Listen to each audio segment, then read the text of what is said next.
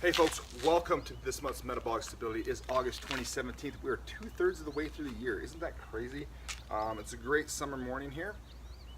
And I wanted to touch on a topic that I'm starting to hear come up more frequently, and I think is a cause of a lot of headache and depleted bank accounts, if you will, for a lot of people in the fitness industry. And that is getting strong, or strength.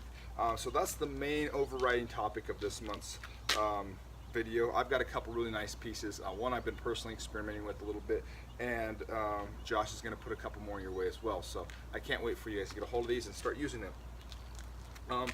But the piece that I'm talking about is just that strength piece. I see people searching and spending a lot of time searching, and if we know anything about strengths, it's kind of something that takes that consistency. Consistency builds confidence, but they're searching for ways to demonstrate strength, and there's a lot of manners that is being done out there, and people are buying very expensive trap bars to do these types of things. They're just trying to find a way to demonstrate it. Maybe some degree being influenced by social media, but maybe not as well. So we've just got 2 kettlebells this month. That's all we're really going to work with, and we're going to really focus in on being effective and efficient. 2 kettlebells nowadays at the prices that we have them is super fiscally efficient, and I think they're going to be very efficient when we see the training piece as well. I think part of the reason is, and we here at Metabolic Stability try to give you the opportunities, or the formulas, if you will, to prove that they're actually getting you stronger, because I think that's where a lot of people aren't seeing, because they can't see that incremental loading. They can't see, well, I put on a 45-pound plate and I got 135, and then I put on another 45 and I got 225. You know, that's not necessarily incremental loading, but you understand what I'm saying there, that you just can't add on a weight and say, well, I got better this week. And so you have to modify, you have to do a little bit of math. It's not as simple as math as incremental loading, that I can add 135 and put 2 10s on each side, and I call it 155. So it's not that simple, but it is relatively simple. And if we're truly trying to perfect our craft, I think we should be willing to do a little more complex math than 1 + 1 = 2. So that's what we have this month. We're going to talk about getting strong. I hear some very strong individuals starting to talk about this stuff out there. People that have put forth powerlifting numbers that are very significant, and they're doing some of these exact things that we're going to share. So I think that if you're not coaching elite powerlifters, which most of us aren't, then you can remain very confident that efficient tools for the checkbook are very effective at getting people strong. So let's jump into it. I'll talk to you in a second. So if we're really thoughtful about our single leg training, we also want to be thoughtful about upper body single arm training. Now, typically, it doesn't seem that complicated, right? We just grab a weight in one hand and we just do whatever. But again, there's a lot of elements that we can play off of and build synergy towards. And this DVRT drill is going to be one. So we can combine elements of being single leg stance and single arm into an exercise that allows us to develop both qualities. Because ultimately, that's what we want. We don't want to just have a stable environment while our upper body is unstable, and same thing in the lower body. When we're in a lower body unstable environment, we don't want to do just a stable holding position. So this is what our ultimate sandbag is going to allow for. And I'm going to use a power ultimate sandbag here. So what I'm going to do is I'm going to bring the weight up into my shoulder position. Now from here, I'm going to do a drop step lunge so that my right leg is forward. Okay? Now at this point, I should be in a half kneeling position. My hips should be square, both feet are pressing the ground. That's going to be really key. Okay? When people are in half kneeling traditionally, they think of just lifting with their arms. That's where you get the elevated ridge from. But by pushing into my feet, it helps lock in my core. I actually feel stronger, and I have less pressure in using my upper body inappropriately. Now, what I'm going to do here is now grab the middle of my ultimate sandbag really tightly. Now, grip, we know, has a correlation to rotator cuff strength, so this adds a great benefit. This is also my single arm press in our ultimate sandbag training. So I'm gripping, and because my hand's in a neutral position, it's a little bit more forgiving, press over the crown of my head as I'm driving my feet in the ground. I'm then going to pull the weight back down. Okay, so it's a push to pull.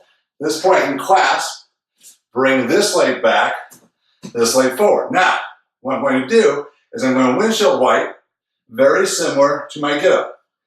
Hinge back, plant on the ground so I have a straight line coming out from my hand. Go to a leg thread. So I'm amplifying the single arm and leg stance position. Back in, pivot. Now, regrip, pushing the ground over the crown of the head, pull back down. Push through this toe, give me stability. Bring this leg back, forward, windshield wipe, pulling my elbow into my rib, down, and cross.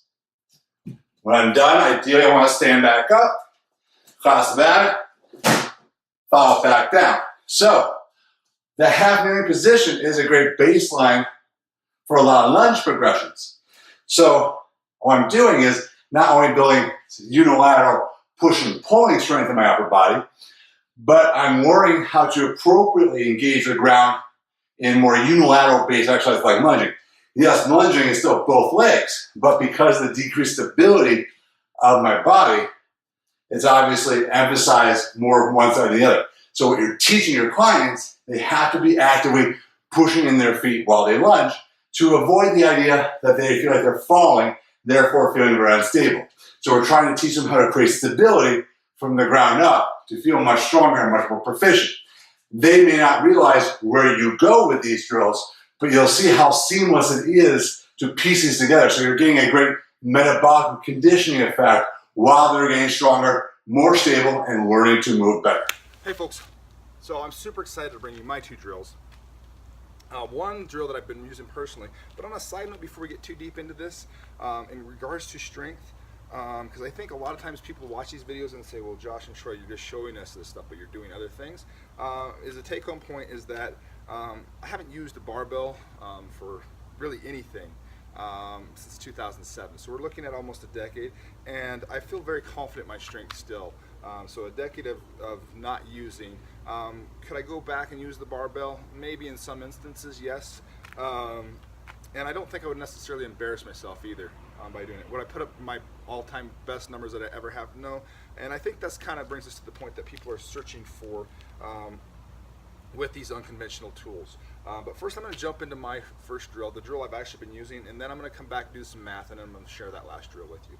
So my first drill is a drill that really probably most of us are really, is no stranger to us, and that's rear foot elevated split squat. Easy for me to say. I'm just going on a low box, a 6-inch box. I think that's a factor that we can totally manipulate if we'd like to. I'm going to talk to you when I talk about formula on how I'm going to manipulate things. So just setting up here, nice tall bottom position. Adjust my toe a little bit.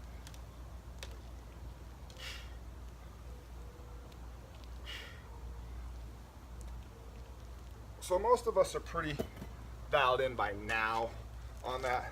A real tight upper body. Now the thing that, when we're going to talk about this math here, that it doesn't discount is the instability that's being involved there, which that's a relatively, when compared to a sumo position back squat or deadlift, obviously less stable, but relatively stable position. And the upper body tie-in, like you got to have that upper body locked in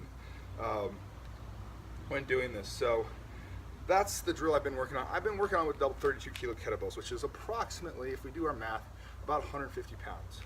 So if we do the math out on this, I think, and again, kettlebells, these unconventional tools now super available, super fiscally efficient for us to get, so, and really diverse in their ability. When they're in your facility, you could use them for all kinds of things. You don't have to just use them for this. But if we do the math on this, approximately 150 pounds, we've got a single leg doing the dominant amount of work. If we add that number together, as it would be in a bilateral situation with both legs doing quite a bit of work, you're probably going to end up in that 300-pound range. So I'm working through the formula on this, on how to get that set up. And that's not even bringing into effect the upper body tie-in or the lower body, that single-leggedness, if you will, the stability standpoint. So if you kind of think about it in those terms, like why do you need to be in a bilateral position with tons of load, with the potential for catastrophic failure, when you can just use these tools and incrementally use volume principles, really simple stuff and use some load principles, not as incrementally as you might have done with the barbell, where you can put those things on and say, yes, I'm a better person this week. What I'm doing with the double 32s in regards to this is I'm using basic 5x5 stuff that most of us should be exposed to. I started with 5x5, and then I'm going to add a little bit of volume. So each week I'm probably going to add a rep per set. So last week I did 5x5, then I'm going to do 5x6, and I'm probably going to do 5x7 or 5x8, and then I'm going to go to 36s. It's probably my plan. And it's that kind of plan like that is usually worked relatively effectively for me, at least. And 5x5 is kind of a tried and true piece.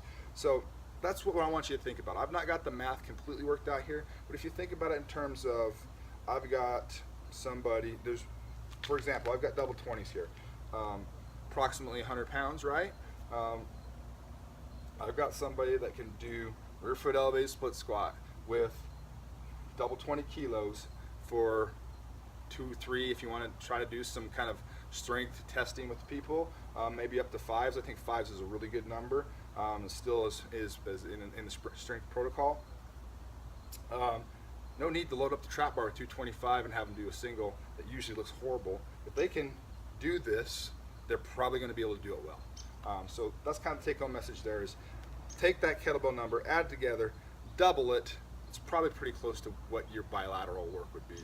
I don't think it's exact, but it allows you to not feel unconfident that you aren't getting people strong. So let's move on to our next lift. You've seen this a bunch. Seen it first, seen it the most, probably for me and Josh here, is the sprinter stance deadlift. So everybody loves the deadlift, right? So same quotient, right? I've got the double 32s. I'm going to actually use them. That offset position. So I'm just going to line my laces up with my handle, and then I'm going to line my off foot toe with my forward foot heel. Then I'm just going to hinge into position, right?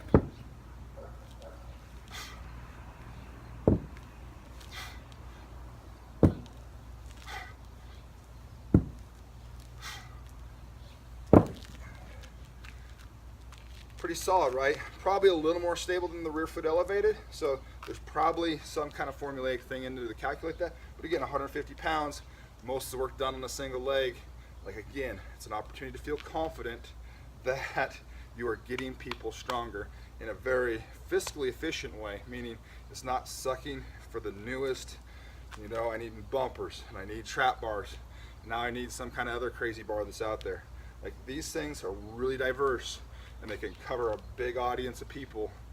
They're effective at getting people strong. So there you have it. Hopefully this sheds some light on it. So again, the simple math, add the 2 kettlebell numbers together, double it, and that's probably pretty close. If you wanted to feel a little more effective, it's probably add the 2 numbers together, double it, and then times 0.8 maybe. 80% would be my guess. So that's kind of the model I'm working on right now. I'll get to something cleaner sooner or later, and we'll probably share it here on Metabolic Stability, but that's where we're at. So take home message, be confident you're getting people strong in a very efficient for your pocketbook and effective way for their strength. And have a great month. We'll talk to you in September. So we did a push and pull. We're going to do another push and pull here in a moment. So again, what we want to do with a lot of these unilateral exercises is teach the body how to create stability when we create instability because we have one side more loaded than the other. So what we're going to go back to is one of our favorite drills, and what drill that a lot of people know us for is lateral drags. And when people see a lateral drag, they think just of another plank exercise. But really, what we're doing is actively pushing and pulling at the same time. It is the push and pull of both my upper body doing it and the push of my lower body that creates the bracing in my body that gives me that much needed stability. So when I set up in that plank position and I go to drag the weight across my body, this plant arm is essential for me to coach. A lot of people get fixated on the movement of the bag, but that is a far lesser concern than what's happening at my shoulder. So what I want to do is I want to grip the ground actively with my hand so that I see the crease of the elbow start to point forward. That tells me I'm starting to engage my lat, and that'll keep me from driving into my shoulder or neck. If you see a weaning of the scapula or inappropriate scapular movement, more times than not, that has to relate to improper ground engagement. They're relaxing their hands. So what we want to do is look at our setup, because that's going to be key.